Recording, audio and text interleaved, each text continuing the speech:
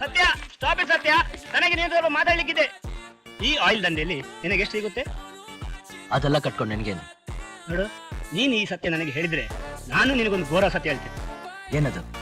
ಮೊದಲು ನೀನು ಹೇಳು, ಈ ದಂಧೆಯಲ್ಲಿ ಆಯಿಲ್ ರಾಜನಿಗೆ ಎಷ್ಟು ಸಿಗುತ್ತೆ? 2.5 ಲಕ್ಷ. ಅದೇ 2.5 ಲಕ್ಷ ರೂಪಾಯಿನ ಶ್ರೀರಾಜ್ಪುರದ ಕುಟ್ಟಿಗೆ ಕೊಟ್ಟು ನಿನ್ನನ್ನು ಕೊಲ್ಲಿಗೆ ಪ್ಲಾನ್ ಮಾಡಿದ. ನೀನ್ ಹೇಳ್ತಾ ಇರೋದು ಜನ. ತಗೋ, ಈ ಕ್ಯಾಸೆಟ್ ಅನ್ನು ಕೇಳಿ ನೋಡು. ನೋಡು ಸತ್ಯ, ನನಗೆ ನಿನ್ನ ಫ್ರೆಂಡ್ಶಿಪ್ ಬೇಕು.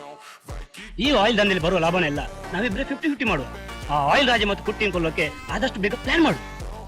ಆ ಕುಟ್ಟಿ ಹೇಳ್ತಿರ್ತಾನೆ.